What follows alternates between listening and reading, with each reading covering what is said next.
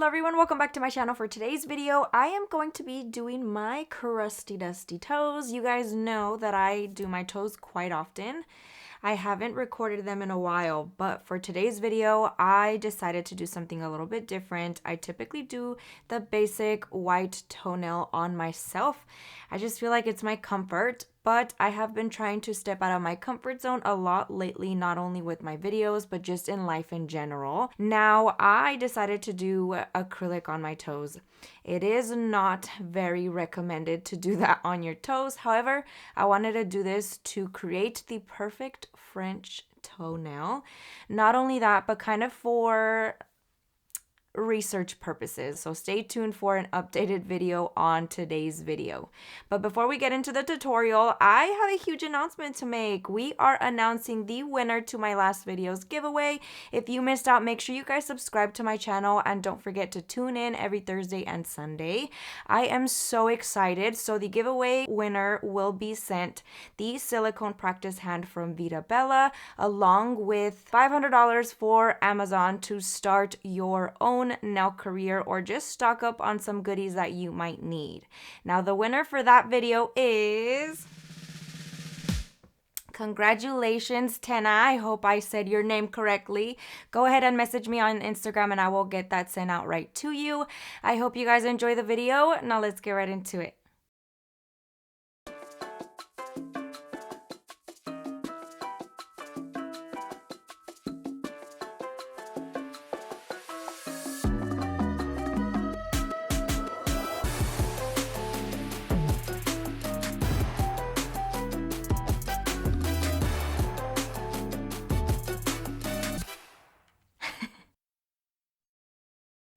Getting right into today's video, we're going to be doing a very much needed makeover on my toenails. They are crusty, dusty, and chipped, as you guys can tell. I've been rocking the white gel polish for a while now. We're going to be stepping out of our comfort zone for today's video and doing a more classic type of design on our toenails, as you guys can tell by the thumbnail. So I'm going to start off by removing the current gel polish. I do have a little bit of poly gel still left behind from when I did those. So I've just been layering on gel polish after gel polish. I kind of file them down a little bit to thin them out and just get a good shape. And then I've been going in with my gel polish and applying that over the entire nail. So at this point, you can see here where I'm getting to the poly gel portion. I'm just going to be applying a little bit more pressure. I have my Efile at a speed of 10,000 RPMs. I'm going to be doing this very carefully. I do not want to overfile my natural nail at all whatsoever. I just want to safely remove that poly gel so that I can go in with my new set of toes. So we're going to be using the 5-in-1 Pro bit from Kiara Sky. I absolutely love this bit. It's super fine at the tip portion of it, so it will definitely not do a lot of damage if you accidentally nick your natural nail. Of course, always make sure you are very, very safe while using it. But regardless, it is nice and fine and it is a safety bit, which is also nice as well. So on the rest of my toenails, I just have that gel polish. This, by the way, is White Magic from Profiles Backstage. It is my all-time favorite white polish. If you guys want a very opaque one that's really, really good, for the most part, you just have to do one coat of it and it is perfection. That is definitely my go-to and I always recommend that for a white polish. I know it could be tricky to find a good and perfect one, especially with so many other options out there, but definitely recommend this one for sure. I'm just going to go ahead and gently remove that and then we are going to be prepping my natural toenail.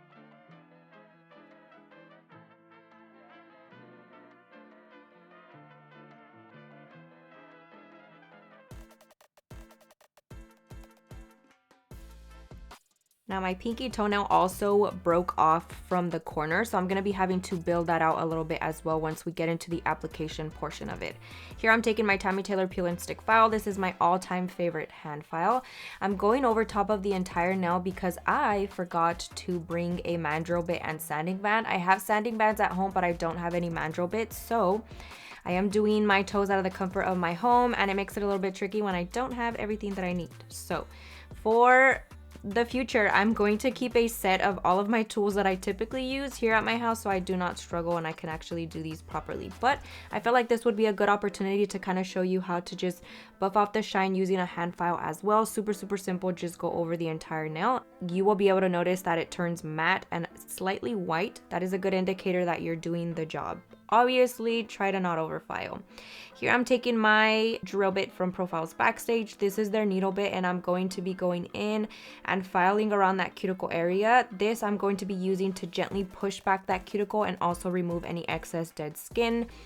And then we're just going to be using that to gently prep that natural nail area. Always have it at 4,000 RPMs to prevent overfiling, and make sure you have your E-file nice and flat to your natural nail as well to prevent any ridges.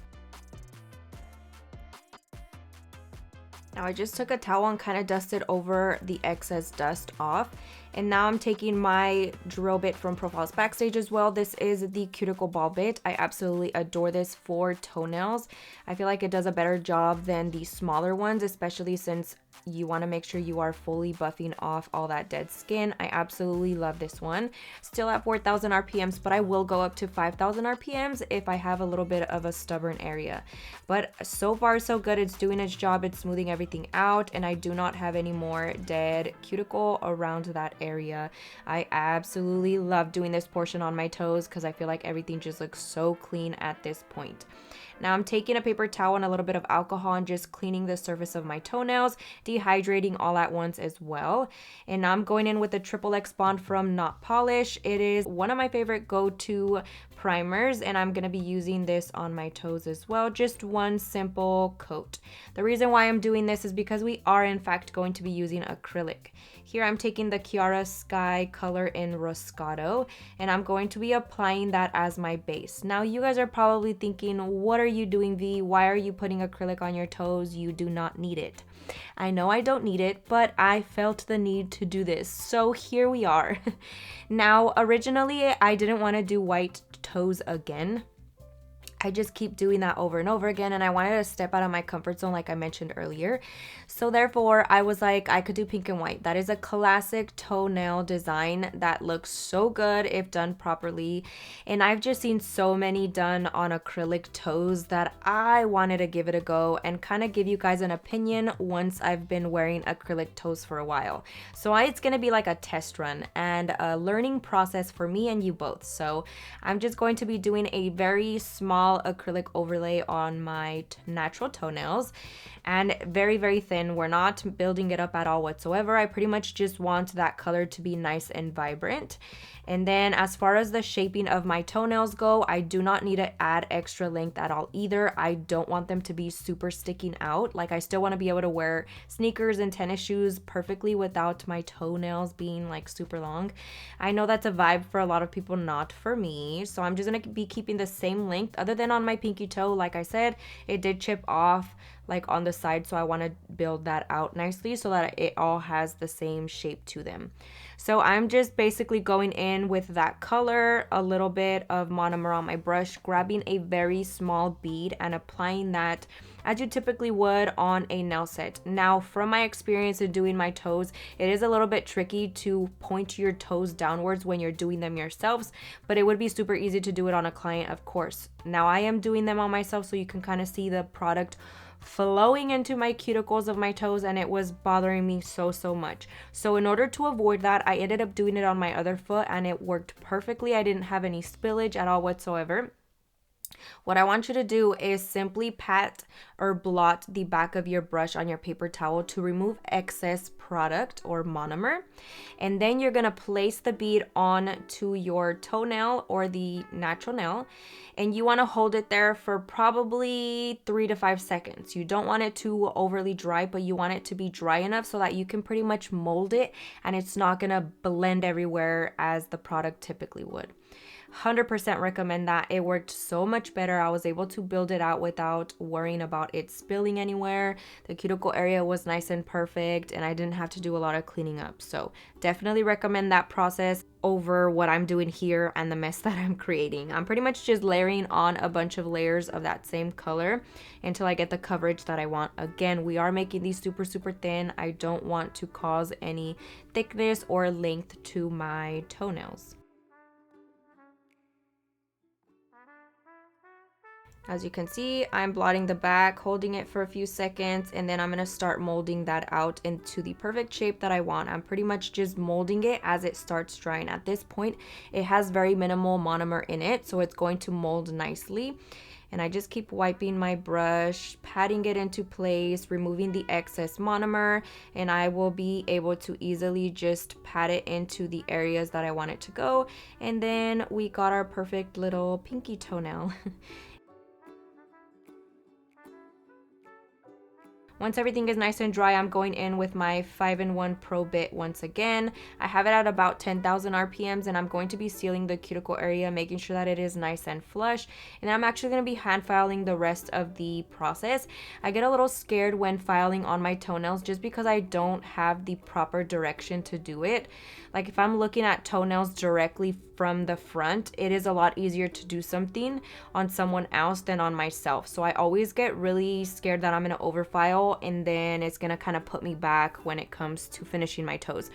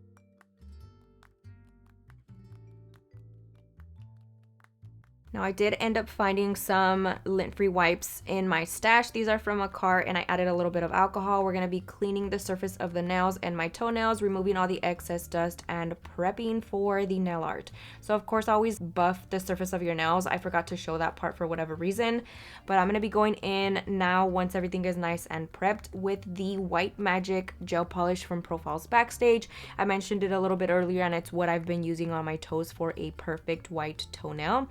I'm going to be using my brush from Not Polish. This is the shorter end. So if you guys did not know, Not Polish sells their liner detail brushes. They are double-ended. So it has one on one side and one on the other side. One is typically longer and the other one is shorter. I'm using the shorter side to create this perfect smile line white toenail tip design. I'm just kind of eyeballing it, and I want it to be nice and short and thin, dainty looking, because my toenails are obviously tiny. I don't want to do a deep smile line at all. I'm going to be curing that in the light. I here am using the Not Polish LED light. Love it, love it, love it. I am definitely excited to be showing it on camera for you guys. If you guys are interested, definitely check that out. It works lovely. The shape of it is beautiful. The color is amazing, and it does not beep. Let me just point that out. The light does not beep. It comes with 10, 30, 60, and a 90-second option. If you guys are not aware, 90-second option is typically low heat setting. So it starts off low heat and then it ups the usage, and so it could fully cure without creating a heat spike. So I'm just going to be going in again with that same liner and creating that smile line on the rest of my toes. I did struggle a little bit on the pinky toe, or I can't remember which one it was, but I am simply just fixing the errors with a gel brush that I've been using a lot for cleanups. That one is from Makartt. It is a poly gel brush, and I'll leave one link down below if you guys are interested. I love that the bristles are nice and smooth, and they are hard, so whenever you go to clean something up, the bristles don't go all over the place and you mess it up even more. So definitely recommend a poly gel brush or whatever gel brush that you have on hand. Try to use that for cleanup. I think it makes a really good difference.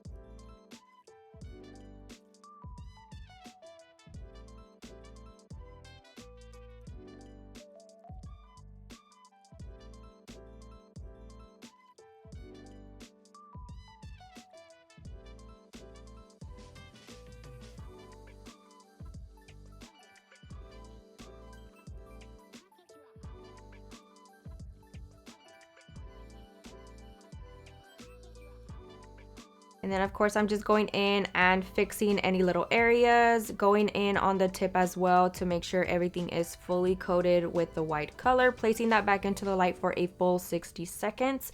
Make sure you are curing it all the way through, and once everything is nice and cured, I'm going in with my stain resistant top coat from Young Nails. This is my go-to for hairstylists or anyone that is prone to stains like a smoker. And for toenails, if you like white toes and you notice that they get crusty looking very fast, highly recommend this one. It will keep them nice and white and stain free. So I'm going to go ahead and add a thin layer of that on my entire toenails, and then we're going to be placing that in the light once again for a full 60 seconds. And make sure you are fully curing that. Check them all before you get to wiping off the tacky layer. I'm just going to be rubbing off that tacky layer, making sure it is nice and tack free. And then I'm going in with my Tammy Taylor peel and stick file once again and just kind of squaring off the tips to make sure that everything is nice and crisp. You do not have to do this, but I prefer my shapes to be super crisp. So if I am adding a lot of gel polish to the tip of it, I want to make sure that I bring back the shape. A lot of the time they will get a little bit distorted, so I want to prevent that.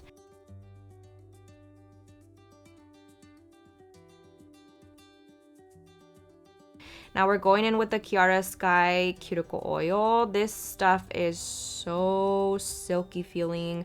I really love how thick it is for toes. I don't necessarily like it for hands, but for toes it moisturizes and it leaves everything super smooth feeling. I'm gonna rub that in, but that pretty much concludes today's video. Let me know what you guys think down below. Thank you guys so much for watching. I hope you enjoyed it. I hope you learned a ton, and I'll see you guys next time.